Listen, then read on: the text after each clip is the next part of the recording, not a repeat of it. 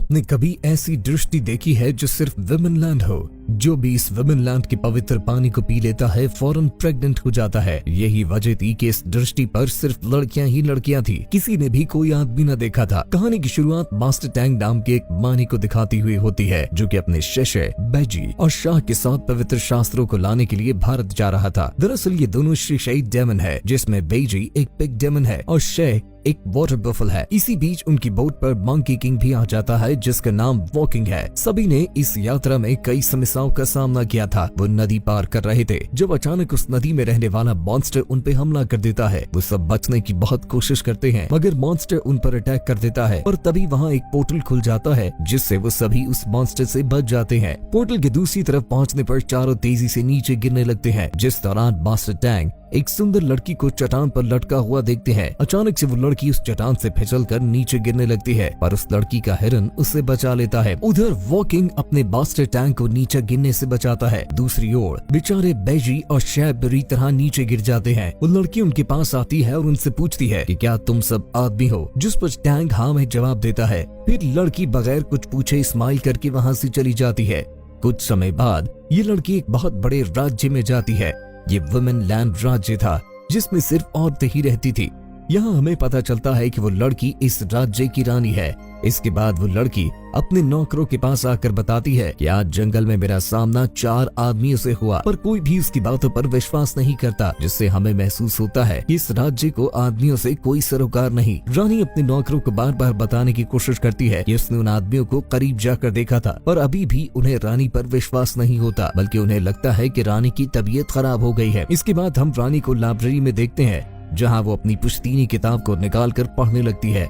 इस किताब में लिखा था कि आदमी जहरीले होते हैं। तभी वो देखती है कि इस किताब के कुछ पेज गायब हैं। इसी दौरान वहाँ राज्य की महारानी आती है, जिन्होंने रानी को बचपन से पाल पोस के बड़ा किया था। यहाँ महारानी जब उन आदमियों के बारे में सुनती है तो अपनी सैनिकों को उन्हें ढूंढने का कहती है। दूसरी ओर मास्टर टैंग, वोकिंग और शाह जंगल से बाहर जाने का रास्ता खोज रहे होते हैं। तभी बैजी को लड़कियों का एक ग्रुप दिखाई देता है, जो नदी में नहा रही थी। यहाँ बैजी उन लड़कियों को देखकर बहुत खुश होता है, इसलिए वो अपने शरीर को आदमी के शरीर में बदलकर उनके पास जाता है। लेकिन वो लड़कियां इम्प्रेस होने के बजाय उसे पकड़कर पीटने लगती हैं, जिससे बैजी अपने असल रूप में वापस आ जाता है। तभी कुछ सैनिक औरतें टैंग और शाह को पकड़ लेती हैं। तब मास्टर टैंग अपने शिष्य को उन औरतों पर वार करने से मना करता है और शांति से इस सूरत हाल को संभालने लगता है। लेकिन वो औरतें बहुत गुस्से में होती हैं, इसीलिए वो तीनों को सजा देने के लिए अपने राज्य में ले जाती हैं। तब टैंग को पता चलता है कि इस साम्राज्य में सिर्फ औरतें रहती हैं। इसके बाद सबको महल में ले जाया जाता है। तब उन्हें पता चलता है कि जिस जंगल में वो जिस खूबसूरत लड़की से मिले थे वो यहाँ की रानी है। तभी वहाँ एक बुजुर्ग औरत आती है और एक पुश्तैनी किताब को निकाल कर पढ़ने लगती है। इस किताब में एक मामा और उसके शिष्य किंग, एक मंकी और नीली चमड़ी वाले आदमी के बारे में लिखा था, जिससे पता चलता है कि मंकी और उसके शिष्य को यहाँ आने की भविष्यवाणी पहले से ही इस किताब में लिखी थी। वो बुजुर्ग औरत बताती है कि इस भविष्यवाणी के हिसाब से ये चारों इस राज्य में विनाश करने के लिए आए हैं। ये सुनकर सभी औरतें उन चारों को मौत की सजा सुनाने की मांग करने लगती हैं, जिससे राज्य की महारानी दबाव में आकर उन चारों को मौत की सजा सुना देती है। यहाँ रानी भी महारानी के फैसले को मानती है, लेकिन वो उन लोगों को सजा देने से पहले इनसे कुछ पूछताछ करने का कहती है, जिस पर महारानी उन लोगों को एक दिन के लिए जेल में कैद करने का कहती है। मंकी किंग के पास सुपर ह्यूमन पावर है, जिससे वो सभी औरत से अकेले ही लड़ाई करके अपने दोस्तों को बचा सकता है। लेकिन मंकी किंग को टैंग ने लड़ने से मना किया था। उसी रात मास्टर टैंग जेल तोड़कर यहाँ से भागने का कहता है, इसीलिए वो किंग जेल का दरवाजा तोड़ देता है और वो चारों वहाँ से भाग निकलते हैं। तभी रानी और उसके नौकर उन लोगों से पूछताछ करने के लिए जेल में आते हैं, लेकिन मंकी किंग अपनी ताकत से मेन गेट को खोलता है, जिससे रानी और उसकी नौकर गेट से टकराकर वहीं बेहोश हो जाती है। जिसके बाद वो चारों उड़ते हुए राज्य से बाहर निकलने की कोशिश करते हैं, लेकिन एक नजर न आने वाली दीवार बाहर जाने से रोकती है, जिससे सभी नीचे गिर जाते हैं। दरअसल ये पूरा राज्य एक ऐसी पावर से सील किया गया था जिसे कोई भी नहीं तोड़ सकता था, यहाँ तक कि मंकी किंग भी सील को नहीं तोड़ सकता था। तभी मंकी किंग कहता है कि हमें रानी से बात करनी चाहिए, इसीलिए वो सभी जेल में वापस लौट जाते हैं। यहाँ रानी और उसके नौकर होश में आने के बाद जेल के अंदर जाते हैं और चारों से पूछताछ करने लगती है, जहाँ रानी टैंग से सवाल करती है। पूछताछ के दौरान रानी टैंग को बताती है कि वो उसे पसंद करती है, जिस पर टैंग कहता है कि मैं किसी से प्यार नहीं कर सकता क्योंकि मैं एक मॉन्क हूँ। साथ ही टैंग रानी को अपने मकसद के बारे में बताते हुए उसे अपनी छोटी सी किताब देता है जिसमें टैंग ने अपने सफर के बारे में लिखा था। इसी बीच मंकी किंग वहाँ आता है और रानी से यहाँ से बाहर निकलने का रास्ता पूछता है, जिस पर रानी उनकी मदद करने का वादा करती है। तभी वहाँ महारानी आती है और बताती है कि चारों आदमियों को अगले दिन मार दिया जाएगा। अगले दिन चारों को रस्सियों से बांध दिया जाता है। तभी रानी सिपाही का रूप लेकर चारों के पास आती है और बताती है कि मैंने नोकीले तीरों को खिलौने वाले तीर से बदल दिया है, इसीलिए जब तुम्हें तीरों से मारा जाएगा तब तुम्हें मरने का नाटक करना होगा। यहाँ सबसे पहले शॉ को तीर मारा जाता है, जिससे लगने के बाद वो मरने का नाटक करने लगता है। लेकिन जब टैंक को तीर मारा जाता है तब वो मरने का नाटक नहीं कर पाता, क्योंकि इसे हमेशा से सिखाया गया था कि कभी भी दूसरों को धोखा नहीं देना चाहिए। इसलिए शॉ बड़ी चालाकी से टैंक के पेट पे पत्थर मारता है, जिससे टैंक बेहोश हो जाता है। इसके बाद मंकी किंग को भी तीर मार दिया जाता है, जिससे वो भी मरने का नाटक करने लगता है। लेकिन जब बेइजी की बारी आती है तब महारानी अपने सैनिकों को तीर बदलने का आदेश देती है, क्योंकि बेइजी एक बदसूरत आदमी था और इस राज्य में बदसूरत आदमी का होना सबसे बड़ा अपराध था, क्योंकि बेइजी एक डेमन है,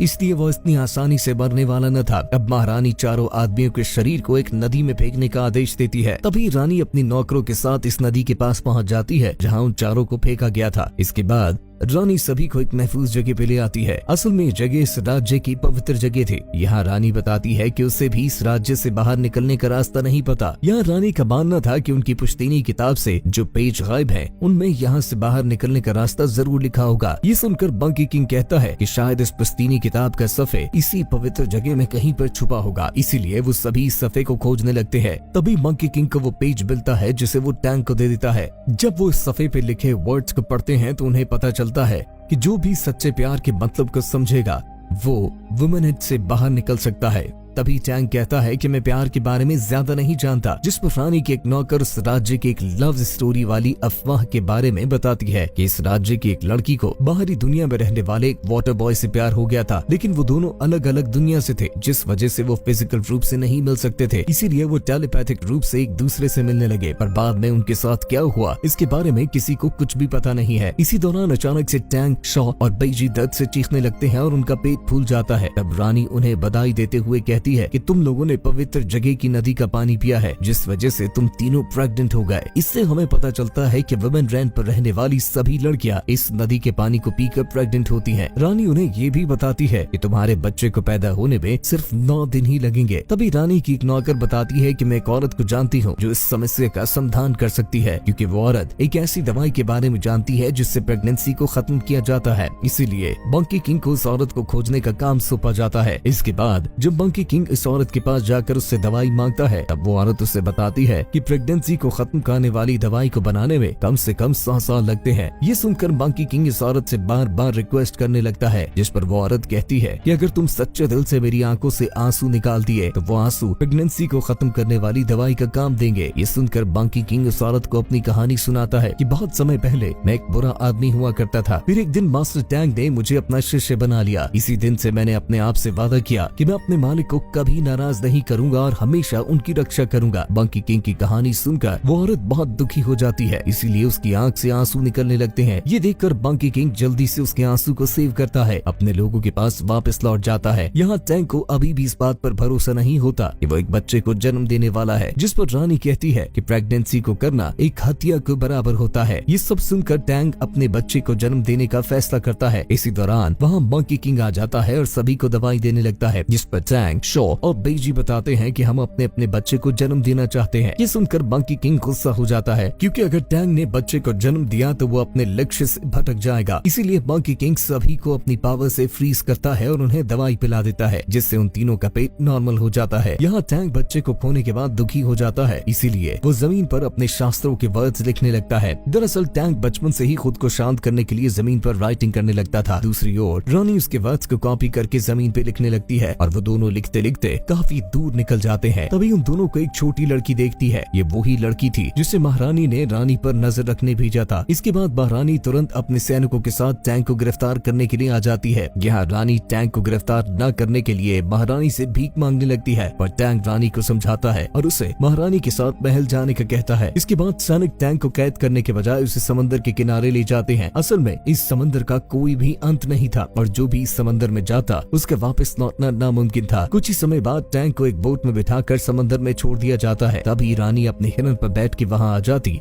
और तुरंत टैंक की बोट पर कूद जाती है। इसके बाद बोट समंदर के किनारे से काफी दूर निकल जाती है, जहाँ बहुत ही घना कोहर होता है। यहाँ रानी और टैंक वापस किनारे पे जाने का रास्ता भटक चुके थे। तब महारानी को पता चलता है कि टैंक के साथ साथ रानी भी उसी बोट पर है। इस वजह से महारानी बहुत ही परेशान हो जाती है। असल में महारानी का मानना था कि रानी के जाते ही वुमेन लैंड खत्म हो जाएगा, इसलिए महारानी तुरंत मंकी किंग के पास पहुँचती है और उसे सारी बात बताकर अपने घुटनों पर बैठकर रिक्वेस्ट करने लगती है। जिसके बाद मंकी किंग जल्दी से टैंक और रानी को खोजने के लिए निकल पड़ता है, लेकिन मंकी किंग अपनी जादुई आंख से भी उन्हें नहीं ढूंढ पाया। उधर टैंक और रानी समंदर के बीच में पहुंच जाते हैं। तभी रानी को प्यास लगती है, इसीलिए वो समंदर का पानी पीने का फैसला करती है, लेकिन टैंक उसे पानी पीने से रोकता है। यहाँ रानी को प्यास के साथ साथ अब भूख भी लग रही थी, इसीलिए टैंक रानी को अपना मांस खिलाने के लिए हाथ आगे बढ़ाता है, जिससे रानी बहुत दुखी हो जाती है और टैंक से कहती है कि मैं तुम्हारे साथ सभी चुनौतियों का सामना करने के लिए तैयार हूँ। थोड़ी देर के बाद समंदर में एक बड़ा तूफान आता है, लेकिन वो दोनों किसी तरह उस तूफान से बच जाते हैं। इसके बाद मॉर्निंग में उन्हें समंदर के बीचों बीच एक बड़ा सा गेट खुलते दिखाई देता है। असल में ये दरवाजा उन दोनों के सच्चे प्यार के कारण खुला था। दूसरी तरफ मंकी किंग और बाकी लोगों को भी वो किंग दिखाई दे रहा था, इसीलिए मंकी किंग, शॉ और बेजी तुरंत टैंक के पास आ जाते हैं। इस दरवाजे से बाहर निकलकर वुमेन लैंड को छोड़ने का फैसला करते हैं। तभी टैंक रानी की ओर मुड़ता है और उसे अपने साथ चलने के लिए कहता है, लेकिन जब रानी इस गेट से बाहर रखने की कदम कोशिश करती है तो राज्य को प्रोटेक्ट करने वाली पावर रानी को रोक देती है। असल में रानी को वुमेन लैंड छोड़ने की इजाजत नहीं थी। तभी रानी दोबारा बाहर निकलने की कोशिश करती है, जिससे वुमेन लैंड पर रहने वाली सभी औरतें पत्थर में बदलने लगती है। इसके साथ साथ रानी भी पत्थर में बदल रही होती है। ये देखकर टैंक जल्दी से रानी को पकड़ लेता है और उसके पत्थर को तोड़कर वुमेन लैंड को दोबारा सही कर देता है। तभी वो वाटर बॉय इस दरवाजे को देख लेता है। ये वही वाटर बॉय था जिसकी लव स्टोरी की अफवाह पूरे वुमेन लैंड में फैली हुई थी। ये वाटर बॉय अपने प्यार को पाने के लिए वुमेन लैंड पर आता है। यहाँ महारानी रानी की देखभाल कर रही होती है। कई साल पहले रानी की माँ ने महारानी के हाथों में अपनी बच्ची को सौंपकर उसकी रक्षा करने के लिए कहा था। यहाँ हमें पता चलता है कि महारानी और वाटर बॉय एक दूसरे से बहुत प्यार करते थे, लेकिन इस राज्य की अगली रानी की देखभाल करने के लिए महारानी ने अपना प्यार छोड़ दिया था। यहाँ टैंक रानी के पूरी तरह से ठीक होने तक वुमेन लैंड में रहने का फैसला करता है। तभी टैंक के सामने दरिया की देवी आती है, जो टैंक को समझाती है अगर तुम रानी से प्यार करने लगे हो तो इसमें कोई गलत बात नहीं है, लेकिन तुम्हें रानी और सभी प्राणों में से किसी एक को चुनना होगा। इसके बाद टैंक महल में आ जाता है, जहाँ पूरा राज्य रानी के ठीक होने के लिए प्रार्थना कर रहा था। तभी अचानक वाटर बॉय वहाँ आता है। वाटर बॉय महारानी का पिछले 20 साल से इंतजार कर रहा था, इसलिए वो महारानी को देखकर अपने प्यार का इजहार कर देता है और उससे अपने साथ चलने का कहता है। और महारानी को इस राज्य की रानी सही दिशा दिखाने की ड्यूटी करनी थी, इसलिए वो वाटर बॉय के साथ चलने से मना कर देती है, जिससे वाटर बॉय को गुस्सा आता है और वो वुमेन लैंड को खत्म करने की धमकी देता है। जिसके बाद वाटर बॉय रानी को उठाकर ले जाने लगता है, लेकिन मंकी किंग वहाँ आकर तुरंत उन्हें बचा लेता है, जिससे वाटर बॉय को और भी गुस्सा आ जाता है। इसलिए वो डेमन में बदलकर राज्य पर हमला करता है। तब मंकी किंग, शॉ और बेजी से रोकने की कोशिश करते हैं, लेकिन तभी वाटर बॉय बहुत बड़े रूप में बदल जाता है और राज्य को पानी में डुबाना शुरू कर देता है, जिससे वुमेन लैंड खत्म हो जाता है और सभी औरतें समंदर में गिर जाती है। वहीं बास्टर टैंक जब औरतों को मरते हुए देखता है तो उन्हें बचाने के लिए भगवान बुद्ध से प्रार्थना करने लगता है। तभी भगवान बुद्ध का एक हाथ पानी के अंदर से निकलता है और डूबती हुई औरतों को बचा लेता है। भगवान बुद्ध वाटर बॉय को उसके असली रूप में लाकर सजा देते हैं। इसके बाद वुमेन लैंड फिर से सही हो जाता है। मास्टर टैंक अपने कर्तव्य को निभाने और अपने मिशन को जारी रखने का फैसला लेता है। वहीं रानी भी टैंक के फैसले को मानते हुए वुमेन लैंड को संभालने का फैसला लेती है। रानी चारों को अलविदा कहती है, जिसके बाद वो चारों पवित्र ग्रंथों को खोजने के लिए फिर से अपने सफर पर निकल जाते हैं।